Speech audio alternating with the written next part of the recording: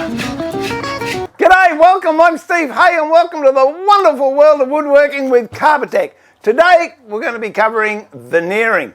Veneer and some veneering techniques. Not going to go into in depth, but I hope there's a lot of information that's going to help you if you've already started veneering or if you're thinking about getting into veneer. Veneer has really got a bad rap over the last couple of decades, I guess, and I think it's due to the fact that in the 1970s, chipboard furniture started to become all the rage because it was cheap.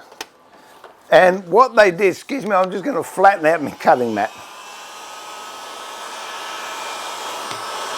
And what they did was use photo veneer or a synthetic veneer, what do you call that stuff? Contact vinyl, that's the word I'm looking for. A vinyl veneer. And people would go into a shop and they'd go, oh, that's nice. Yeah, what sort of timber that? Oh, it's veneer. And there was Formica, Laminex, Contact on the real cheap stuff. And all of a sudden it got a really, really bad name. And so now, if you're asked, or if I'm asked as a furniture maker, oh, you know, what would you build it in, solid or veneer? A lot of times I'll say veneer. And people go, oh, no, I don't want veneer, I don't want veneer. I'll give you an example if I can find it. All right, now that is quite a nice burl. It's, this is actually cedar burl, which I've never seen it before, and a friend of mine gave me that, Gary Field. Gary, if you're watching, he's a wood sculptor, brilliant craftsman. Now, look at the thickness of that. And if I made a box out of it, all you're going to see is this outside piece here.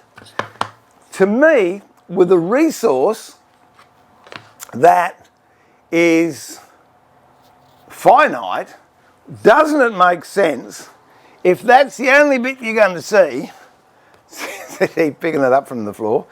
Doesn't it make sense to use a piece of veneer that is 0.6 of a millimetre thick, and you're still going to see this. Now, if I had I've got some packs of veneer over there, I'll show you in a tick.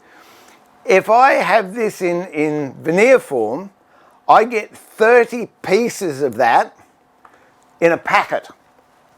30 pieces, so I could slice this into 30 thin slices and use it as a veneer, whereas the rest of it, it's wasted. And with timber resources going the way they are, it's to me anyway, it makes far more sense to use it in a practical way and also conserve it so it'll go further. The other thing is, when you're using veneer, if you're using it on a good quality plywood, the plywood is far more stable than timber. So if you go, as has happened, say I live in Queensland and it gets pretty hot up here, and I had a friend that was living in Adelaide in the hills, which is a moderate temperature to cold and very low humidity. He had some gorgeous antiques and he moved up here to Paddington, and the first couple of summers all his beautiful antique furniture just split and popped because the difference in temperature. Whereas if it's veneer and it's on a good substrate, that doesn't happen. So it's good for the furniture as well. I do draw the line personally. I draw the line at using MDF as a substrate, and the reason for that is years down the track, if you want a piece of furniture to be restored or revitalised or rejuvenated and you've got it on a good substrate, you can do it. If it's on MDF, possibly you can't. If MDF gets wet, it swells. If you've got a bit of time, check out the Hanna cabinet, H-A-N-N-A-H cabinet on the internet. A friend of mine, in fact, he's a master woodworker, master furniture maker, and he's the guy that taught me for a couple of years. And have a look at the Hanna cabinet or the Australiana cabinet, both of which Jeff made, and they are veneer on marine ply, I think he used. Personally, I use birch ply. But stay away from the cheap plies that you get in the hardware shop. $30 for a big sheet. Yeah, it's okay for an external wall or in your tool shop, but as far as furniture building goes, no, I would not recommend it. Anyway, we'll get into that a little bit later on. So that's the beauty of veneers. The other thing with veneers, I've got some packets here that I was in Carbotech yesterday and I picked up these. Now you could get, this is what they call a marquetry pack, and on the outside it's listed what's in there. There's Queensland walnut, spotted gum, red gum, silver ash. So it's Queensland walnut in the front, that's silver ash at the back, and I guess the spotted gum and the red gum are in between.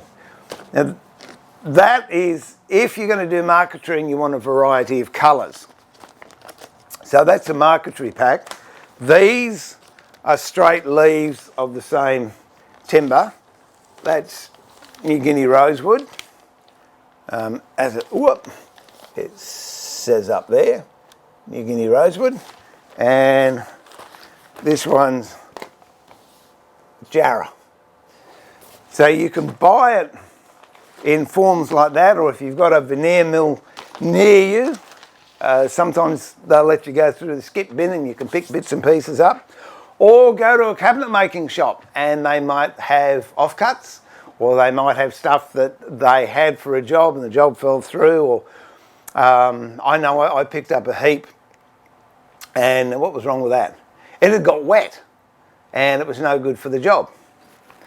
I got it for a reasonable price, and for the amount that I use, it really doesn't matter. Here's another example of why I like veneer. It's Queensland walnut. That's metho I'm putting on there, so it's not water. But if you can see the chatoyance on that, it is absolutely glorious. So they're in solids, but I'm going to do some other work on it, and I've got it in veneer. It's actually off the same log. So if I'm going to do a drawer front and I want to put some inlay in it, I can use the veneer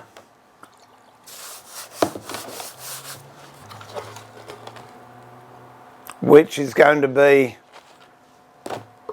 the same as the timber. So sometimes you can actually get the parent timber and the veneer that comes off it. And you have a look, because it's roughly the same thickness. Whoop. I don't know what it is, about 20 mil I suppose, just over 3/4 of an inch.